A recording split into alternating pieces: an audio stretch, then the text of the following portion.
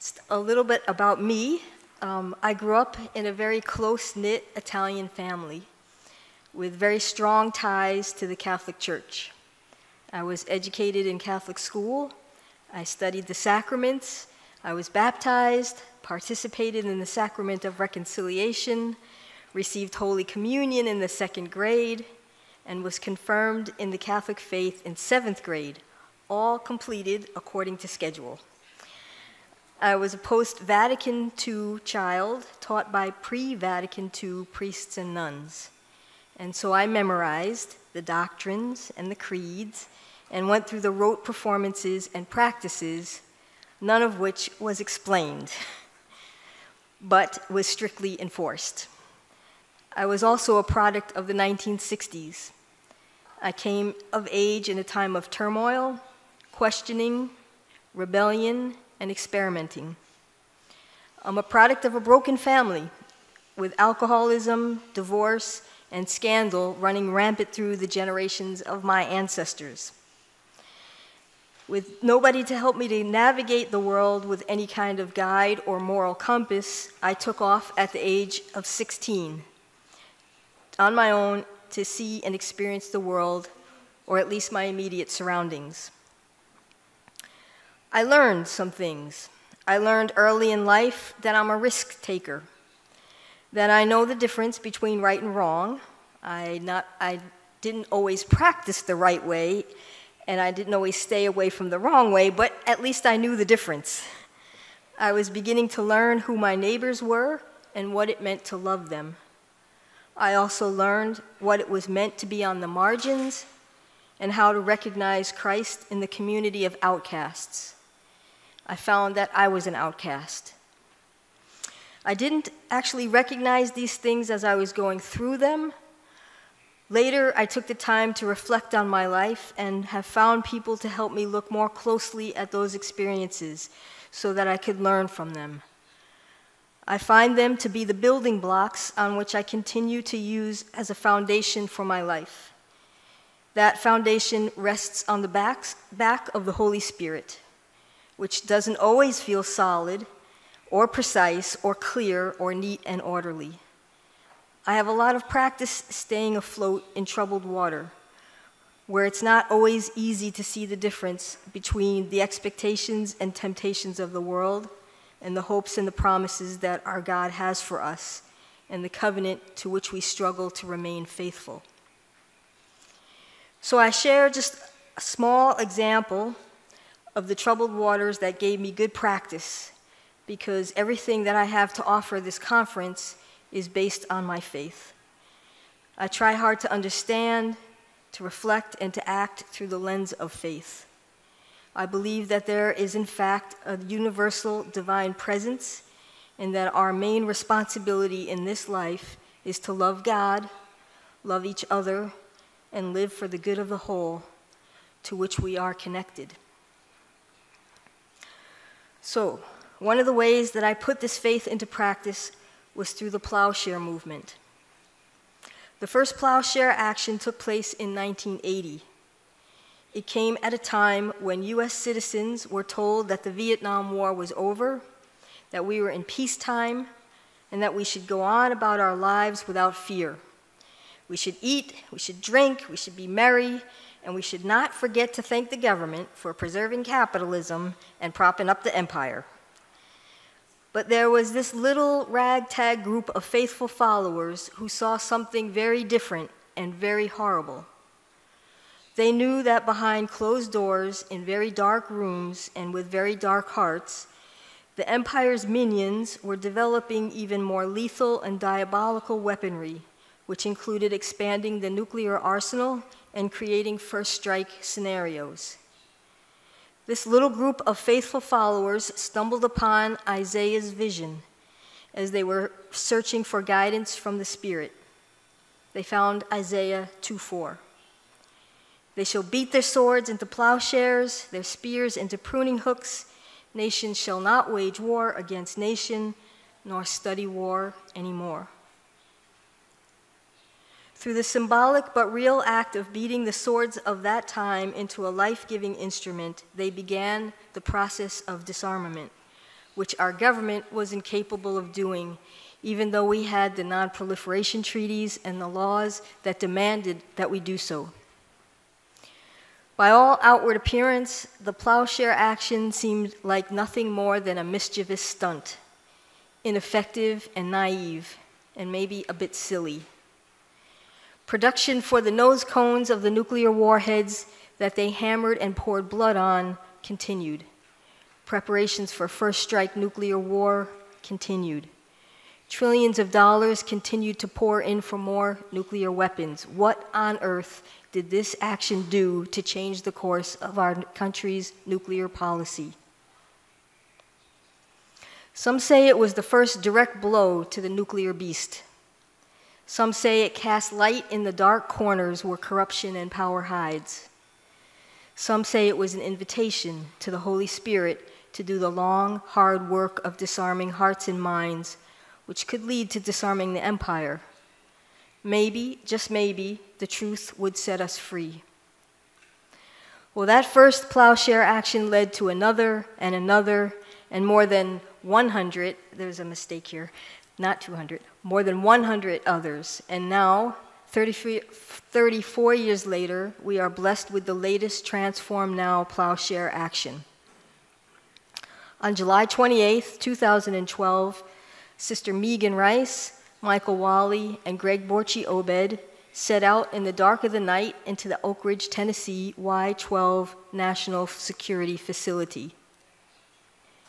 They hope to find one particular building, the highly enriched uranium manufacturing facility. On hundreds of acres of land with no road maps or directions, and in the dark, it was like trying to find a needle in the haystack. After 2 hours of walking and ready to give up, they found themselves face to face with the nuclear beast. They were able to get through fences and bars, past guns and security systems, stumbling along unmarked paths and listening carefully to the leading of the Holy Spirit and the cloud of witnesses that have gone before them. Without any interference, they symbolically chipped away at the cornerstone of the building that would hold even more highly processed weapons-grade uranium. They poured their blood, they spray-painted Isaiah's prophecy on the building, they lit a candle, and they sang, "This little light of mine, I'm gonna let it shine. This little light of mine, I'm gonna let it shine." And then, when the guard came to the building, when the guard finally arrived, they broke bread and they shared the bread, proclaiming, "This is my body, broken open for you. Take this and eat it in memory of me." The guard could have killed them. If the guard had decided to shoot them, the law would have been on the guard's side. But he didn't shoot. He recognized them for who they were, and he recognized their action for what it was. They were peace protesters. Well, because he didn't shoot, and because he didn't even draw his weapon, the guard was fired. This Y-12 nuclear facility is in clear violation of the Non-Proliferation Treaty that was signed in the 1960s. It is in clear violation of international law, and it is an even clearer violation of God's law and the covenant that our ancestors made with God long ago. But none of this matters because the empire, through its minions in the courts, have made those treaties and laws irrelevant and created new laws that protect the weapons and those that manufacture them. What Sister Megan Rice, Michael Wally, and my husband, Greg Borchi Obed, did was usher in the Holy Spirit to continue the work of not just disarmament, but of transformation in the nuclear facility, in the courts, and now in the jails. This is no easy task for the Spirit, but we know that she's up for it because she's working hard. Sometimes I hear stories of just how close we've come to nuclear war. It's mind-boggling how many near-catastrophic nuclear accidents have occurred. I was just a child when the Cuban Missile Crisis was upon us. The government prepared us for a nuclear war by making us practice hiding under our school desks. What a joke. But even worse, what an unconscionable breach of trust between our government and its people. They knew that this was a lie. Years later, after the archives regarding President Kennedy's assassination were declassified and opened, author Jim Douglas uncovered the story behind the nuclear confrontation of the Cuban Missile Crisis and the truth about how the nuclear holocaust was avoided. Two very powerful men with fingers on the button, John Fitzgerald Kennedy and Nikita Khrushchev, pondered the fate of the world and the fate of their children and their children's children, and they asked each other for help to find their way out of this hell and to do the right thing for the sake of all life. They wrote letters back and forth to each other, private letters. Even with the military advisors and security advisors breathing hard down their necks to stay the course of war, the Holy Spirit breathed even harder. And they created a plan that would lead the world away from the brink of nuclear annihilation. Both these men, presidents of their respective empires, took a leap of faith, and they went with the Holy Spirit. They asked God, and God answered, and they faithfully followed God. Sometimes I can't help think that every plowshare action was a response to asking God to save us from ourselves. We followed God's advice, which was given to us through God's prophet Isaiah. They shall beat their swords into plowshares and spears into pruning hooks. For my part, in this lineage of plowshare actions, I participated in two. The first was on Good Friday, 1993, 3 weeks after Greg and I were married. It was in part the way that we chose to consummate our marriage. We both went to jail for 8 months. The second was August 7th, 1995, the 50th year commemoration of the atomic bombings of Hiroshima and Nagasaki. I prepared for this action while our daughter Rachel was in my womb. I gave birth to her in the face of the beast, and when she was 10 months old, I hammered on a fast attack nuclear submarine, and I marked it with my blood. Many years later, after 3 separate accidents, this particular submarine, the USS Greenville, was taken off a line. Some people believe it was jinxed. Maybe faith-based actions are not as ineffective as we think. For this action, I went to prison for close to 3 years. As time went on, I began to ask this question: if I'm going to say no to weapons and war, what will I say yes to in order to solve conflict? Peace is not the absence of conflict. Conflict seems to be a burden that we will always bear. It's the way that we deal with the conflict that matters. So a word of caution to share: be careful what you ask for, because you just might get it.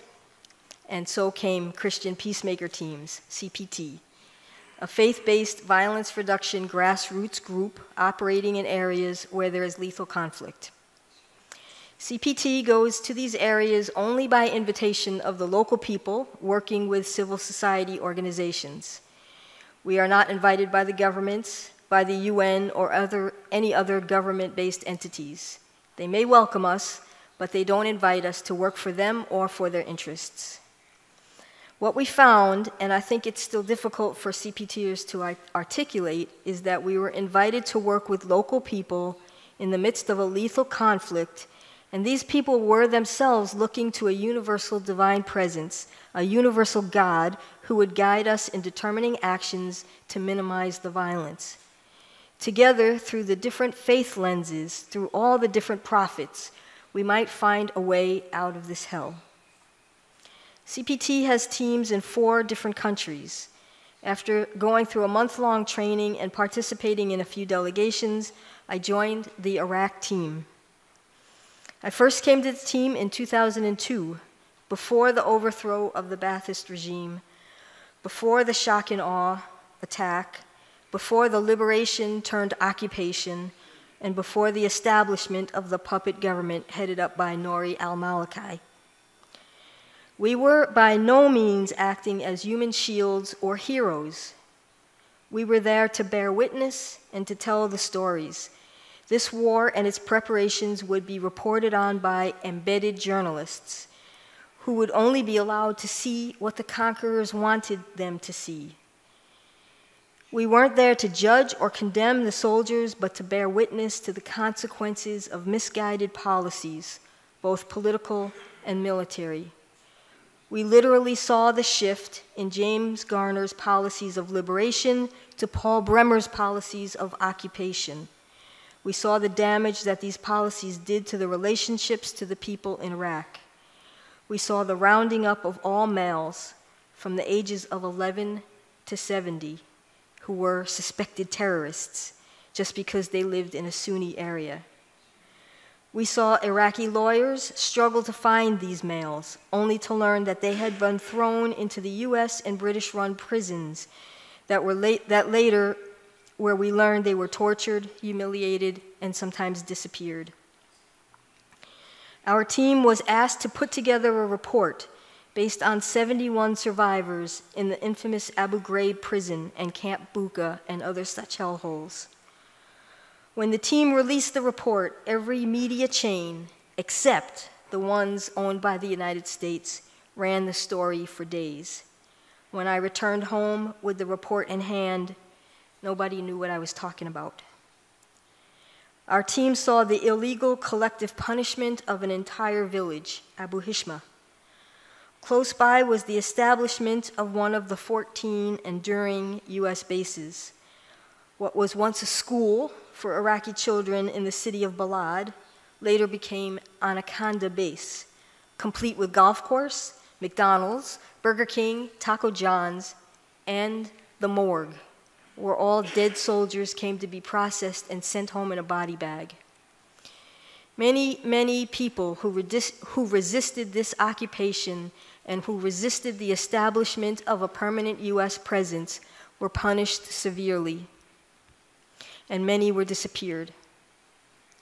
But as the saying goes, the chickens came home to roost, as this base is now taken over by the ISIS, the new generation.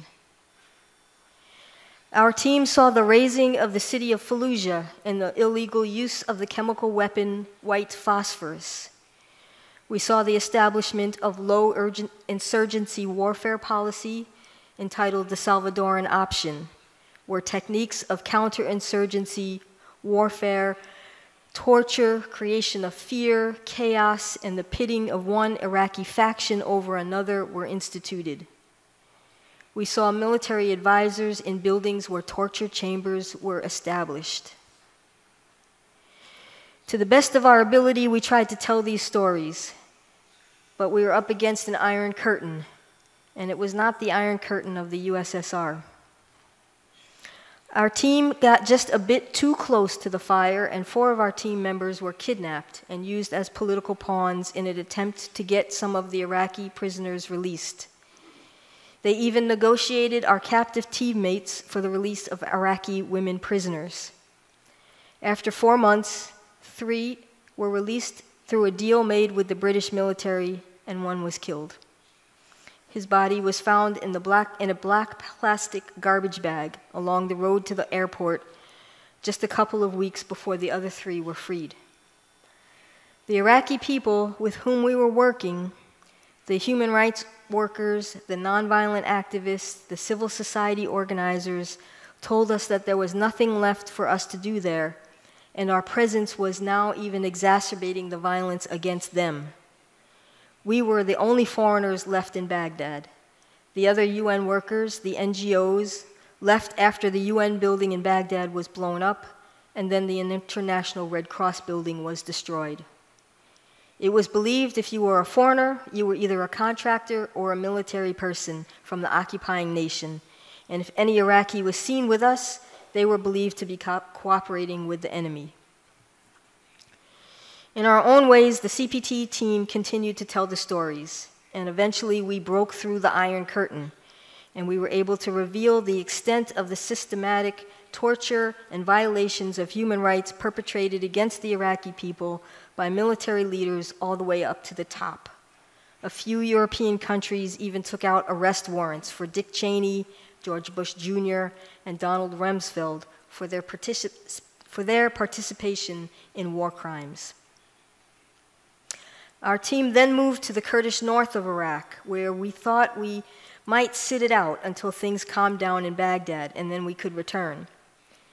Things never did calm down enough, and during that time we learned about the Kurdish struggle and their relationship to the region and to the world. The struggle was by no means over for them, even though Saddam was gone and the Kurds of Iraq were protected under the no-fly zone. The Kurds in Turkey, Iran, and Syria were in much worse shape than the Kurds of Iraq. At the invitation of the Kurdish people, CPT remains to this day in the Kurdish north of Iraq, living with the people and walking with them as they struggle for self-determination and their God-given human rights. In my 3 years of living with the Kurdish people and my 10 years of studying the history of the Kurdish people, I know that I will never fully understand the depth or the richness of their society, or their relationships, or their struggles. Their recorded history goes back 9,000 years. Many of these ancient religions are still alive. They are still alive and well. And although the world almost lost all the Yazidis to the rampage of the ISIS in its recent attack against Sinjar, but they're still alive. As time goes on, many are realizing more and more that this new monster, the ISIS, was really made in the USA. So going up against these odds of the empire, one might ask, what keeps us going? Again, the answer is faith. I met God up front and close in the hearts of the Kurdish people, of the Arab people, of the Muslims and the Chaldean Catholics, the Zoroastrians and the Yazidis. I met God through them in the shadow of the empire, in the worst of human behavior, and in the most desperate of conditions, and in the middle of a battlefield with live ammunition. God is alive. And they reintroduced God to me time and time again. This is a gift for which I owe my life. It is with these folks that my spirit will be bound forever. I wanted to just give a small example of meeting this universal God in Kurdistan. While I was on team in February 2001, the Kurds experienced the Kurdish Spring. That followed on the heels of the Tunisian and the Egyptian uprisings and what later became known as the Arab Spring. The Kurdish youth decided it was time to confront the corruption that they saw in the Barzani-Talabani political system. These two tribal leaders and their tribal members fought against the Ba'ath regime, and they helped usher in the liberation of the Kurds from the dictator Saddam. These two were fearless leaders, fearless fighters in the mountains up in the 1980s, but they know little of what it means to be political leaders in their society. Yet they gained control over the political system, and they promised a better life for all Iraqi Kurds. However, after 20 years, the Kurdish people saw their dreams shattered by nepotism, corruption, and a civil war. They saw these two leaders sell the people out by making deals that would benefit their own tribe and not the Kurdish community as a whole. In 2011, the young people took to the streets, and they were met with a violent backlash by the political leaders. The bulk of the demonstrations took place in Sulaymaniyah, the city in which our CPT team lives. The demonstrations lasted for 62 days, and I spent just about all 62 days in the street with them. They were nonviolent demonstrations. Their organizers adhered to a strict code of nonviolence. But government agents acting as provocateurs tried to push them into a violent response. The U.S. consulate was located about 75 kilometers away and was being kept abreast of all the activities. However, they were being informed by the government agents who created violent situations in order to elicit a violent crackdown from the nonviolent demonstrators so that they could justify a violent military crackdown on the movement. The U.S. policy was to protect the people's rights to redress their government as long as it was a nonviolent uprising. But the U.S. had good reason to want the Barzani-Talabani regime to remain in power, and the young people were advocating for a new political party, the Garan Party. The U.S. diplomats at the U.S. consulate openly stated that they would not want to work with the Garan Party leader because Mr. Barzani and Mr. Talabani were Western-friendly, they were corporate-friendly, and they were oil-friendly. They were well-trained puppets in the hands of the U.S. So just to add something, even though the U.S. was there to protect the nonviolent demonstrators, they overlooked a lot of the violations that were occurring by the government, by the Kurdish government, because they wanted to keep Barzani and Talabani in place. They have that much power. They were protecting their own interests. They were not there for any other reason but to protect their own interests. So one day, I heard Mullah Ali Cameron preach. Without a translator, I was only able to understand a fraction of what he said, but I could tell that it was good. Later that evening, I went to my neighbor's house to watch the news and to talk about the day's events. My neighbor's wife stood with us at the demonstrations on some of those days, but her husband was afraid to be publicly involved. So the news comes on, and there is Mullah Cameron on TV doing his sermon on the square. Again, it's all in Kurdish, but my neighbor is multilingual, and he can translate what he's saying. Well, as Mullah Cameron is speaking, my neighbor is getting really excited. And he's saying things in Kurdish, like Zorjwana, which means very beautiful, and Rasta, which means this is correct, and a few other phrases that I can understand. I say, Sirwan, what is he saying? Tell me what he's saying. But Sirwan is getting more and more excited, and his wife, who knows very little English, is trying to translate for me because Sirwan is too caught up in the excitement of the moment to translate it into English. So Benez, his wife, is yelling over Sirwan's booming voice in very broken English, trying to tell me what Mullah Cameron is saying. So Benez is trying to speak over Sirwan, Sirwan's booming voice. Sirwan turns up the television, which causes Benez to yell louder, and Sirwan yells louder, and the television gets louder, and we keep going like this until the electricity cuts off, and the television is no more. So we all take some deep breaths, and we chew on some sunflower seeds, and we drink some tea, and Sirwan finally tells me what Mullah Cameron said. And I couldn't believe it, because it was almost exactly the same words that Archbishop Oscar Romero spoke at his homily as the Salvadoran soldiers stood at the back of his church. Archbishop Romero begged the soldiers to lay down their weapons and to stop the killing of their peasant brothers and sisters for the interests of the oligarchy. Archbishop Romero was assassinated days later after that homily. So Mullah Cameron said to the 10,000 soldiers that surrounded us in the square for 62 days, "Brothers, lay down your weapons. Don't ever shoot your brother who is speaking up for justice." And there were sisters there, but they didn't mention sisters too often, but they were there. Anyhow, he said, "Lay down your weapons. Don't ever shoot your brother who is speaking up for justice. This is not a fight of believers against non-believers. This is a nonviolent revolution, a revolution against corruption and greed and lawlessness by those in power." So anyhow, that night, the gunmen came to Mullah Cameron's house, and they shot it up. And later, he was arrested, and he was charged with a low-level violation of demonstrating without a permit. He was warned, however, not to come back to Freedom Square, or else. He was back the next Friday, and he was arrested under the Anti-Terrorism Act for inciting a violent overthrow. He was immediately disappeared into the bowels of the security building where they planned a closed trial and where conviction was assured and the penalty was death. 50 pro bono lawyers came to the scene. CPT called Amnesty International and Human Rights Watch, and we made such a loud outcry, and he was released.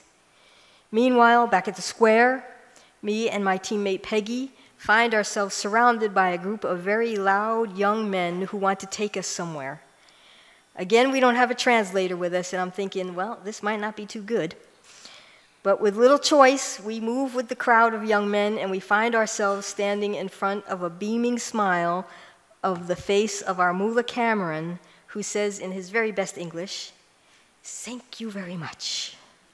And I say in my very best Kurdish, "Zor zor spas boto." Thank you very much to you. A couple of weeks later, my teammates and I were invited to Mullah Cameron's house, where we asked him what gives him the courage to say the things he said at the square. Of course, he told us that it comes from his faith, from his belief in Allah, God, who loves us and wants justice and peace, the same God that spoke through Archbishop Oscar Romero, who also spoke through Mullah Ali Cameron.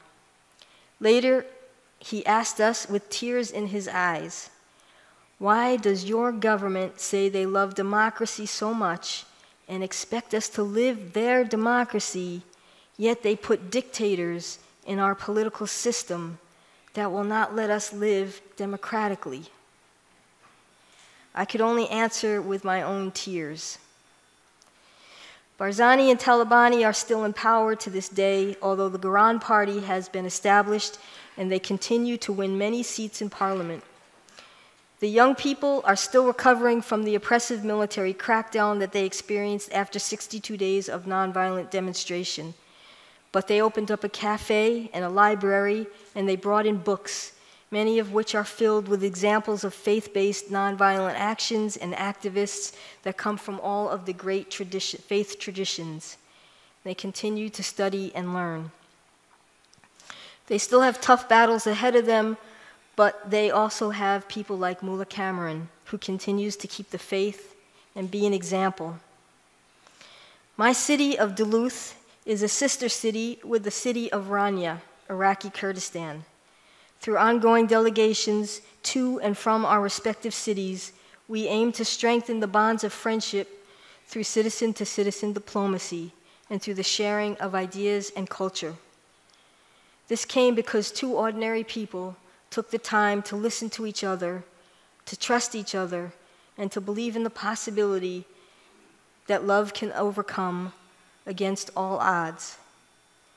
And after all, what is God but love? Finally, in my own backyard, I try to live by the Catholic worker principles as given to us by the movement's founders, Dorothy Day and Peter Morin. The Catholic worker movement is grounded in a firm belief in the God-given dignity of every human person. Over 200 Catholic worker communities remain committed to nonviolence, voluntary poverty, prayer, and hospitality for the homeless, exiled, hungry, and forsaken. As Catholic workers, we continue to protest injustice, war, racism, and violence of all forms. These principles were given to Dorothy and Peter by Jesus in the Sermon on the Mount, and those principles were given to Jesus by a universal divine God. Catholics don't own them. They are universal teachings and truths that can be heard crying out from the rocks and the stones themselves. If we listen, we can hear them. It is by these principles that we seek to live even under the shadow of our empire, just like the early Christians sought to live under the shadow of the Roman Empire. My country has become more and more militarized, seeking to use the military to repress anyone who challenges it. But the empire is wounded now, and in its death pangs, it's lashing out hard. But like all empires, it will fall. And maybe we can take a moment to breathe a sigh of relief, but we have to ask ourselves, when it falls, what will take its place? In conclusion, and on behalf of the peace and justice activists and activists of faith, we thank you for the years of resistance you have spent to stop U.S. aggression and expansionism in your region. We want to offer our encouragement and our prayers for you to keep going. Know that we join you in the struggle as we continue to resist the beast on the other side of the world. Know that Sister Megan, Michael, and Greg give of their lives in jail so that we may all taste a nuclear-free world. We believe that our faith can move mountains. In the U.S., when we have faith and resistance retreats, we often sing a song that I wanted to share with you. The chorus is very simple, and I hope that you'll join in. The chorus is, "Keep your eyes on the prize and hold on." Keep your eyes on the prize and hold on. Hold on, hold on. Keep your eyes on the prize and hold on. One more time. Keep your eyes on the prize and hold on. Hold on, hold on. Keep your eyes on the prize and hold on. Well, Paul and Silas were bound to jail. They had no money for to go their bail. So keep your eyes on the prize and hold on.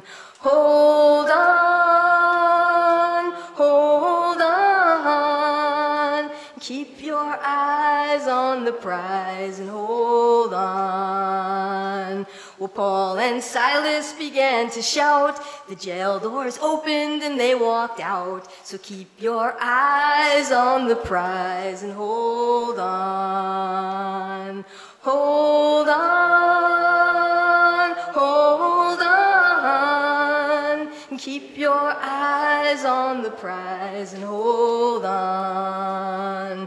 There ain't but one chain that we can stand, and that's the chain of hand to hand. So keep your eyes on the prize and hold on. Hold on, hold on. Keep your eyes on the prize and hold on. Well, we fought jail and violence too, and God's love has seen us through. So keep your eyes on the prize and hold on. Hold on, hold on. Keep your eyes on the prize and hold on. Thank you.